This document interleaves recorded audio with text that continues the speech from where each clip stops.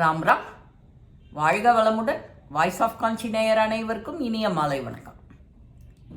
இன்னைக்கு நட்பை பற்றி பார்க்கலாம்.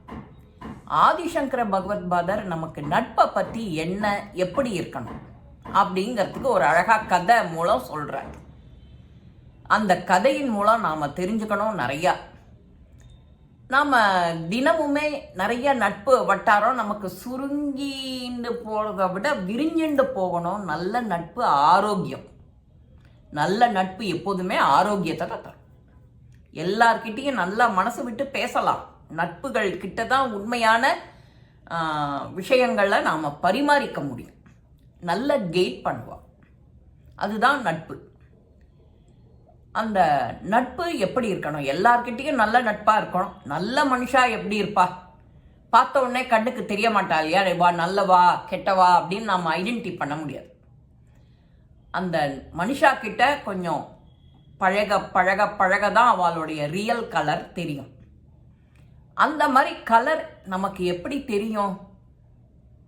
நீ ஒருத்தருக்கு ஒரு உதவி பண்ணுற, அதை திரும்ப உன்கிட்ட எதிர்பார்க்காம இருக்கணும்.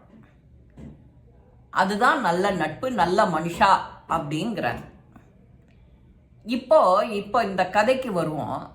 ராமனுக்கு அனுமன் பல விதத்துல உதவி செய்யறான். காடு மலை தாண்டி சீத்தை இருக்கிற இடத்த பார்த்து சீத்தை பயப்படாம இருக்கிறதுக்காக அவகிட்ட நல்ல அழகா நல்ல விதமா எல்லா விஷயங்களையும் சொல்லி பரிமாறி ராவணனுக்கும் நிறைய அட்வைஸ் பண்ணி கடைசியில சீதைய பார்த்துட்டு அவ பார்த்ததுக்கு சாட்சியா ஒரு கணையாழிய வாங்கிட்டு வந்து நேர ராமன் கிட்ட நிற்கிறான் அனுமன்.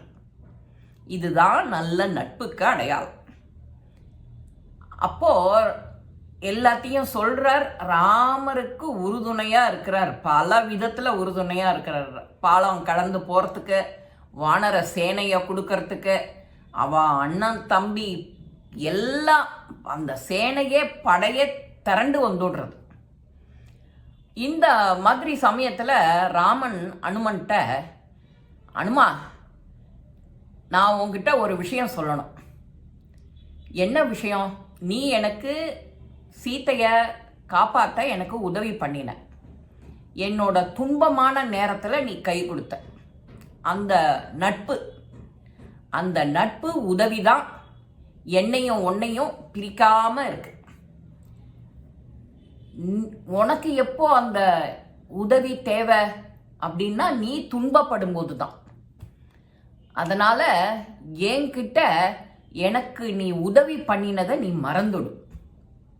என்ன, இந்த உதவியை நீ மறந்துட்டாதான் உனக்கு திரும்ப எப்போ துன்பம் வருமோ அப்பதான் என்னுடைய உதவியும் உனக்கு தேவை. அதனால நீ துன்பம் உனக்கு வரணும்னு நீ நினைக்காத. நீ இதை உதவி செஞ்சதை மறந்துட்டானாலே உனக்கு துன்பம் வராது. அது முதல் பாயிண்ட்.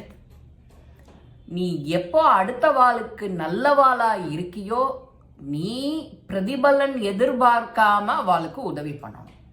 அவளுக்கு நான் உதவி பண்ணிட்டேனே, நான் தான் உதவி நான் மட்டும் இல்லைன்னா அவளது நிலைமை ரொம்ப மோசமாக இருக்கும்.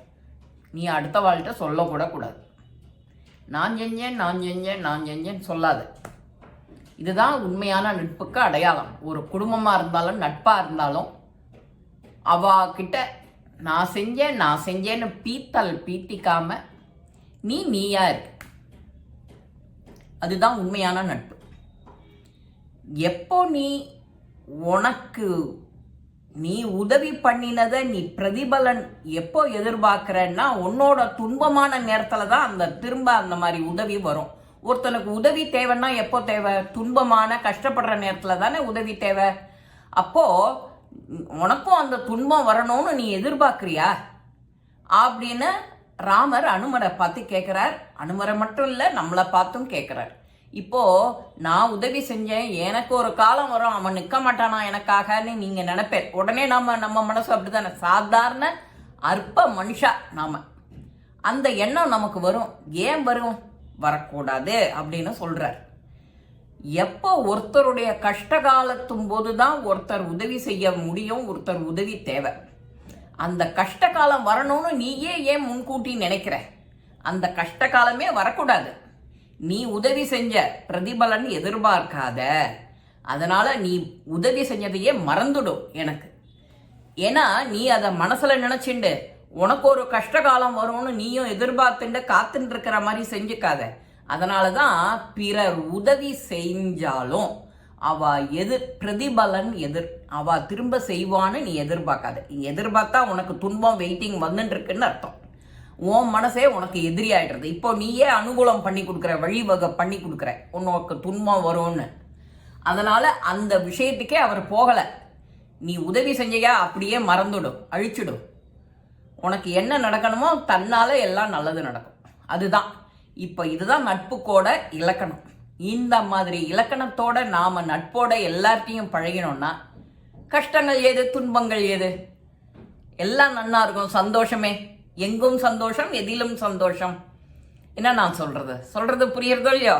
இந்த பதிவு உங்க எல்லாருக்குமே பிடிச்சிருக்கும். லைக் பண்ணுங்க, ஷேர் பண்ணுங்க, பெல் பட்டனை கிளிக் பண்ணுங்க, சப்ஸ்கிரைப் பண்ணுங்க, கமெண்ட்ஸ் பாக்ஸில் கமெண்ட்ஸ் போடுங்க. ஸ்ரீ மகாபிரிவா திருவடிகளே சரணம். நல்லதே நடக்கும். ஆனந்தமா இருப்போம் நண்பர்களே. வாழ்க வளமுடன்.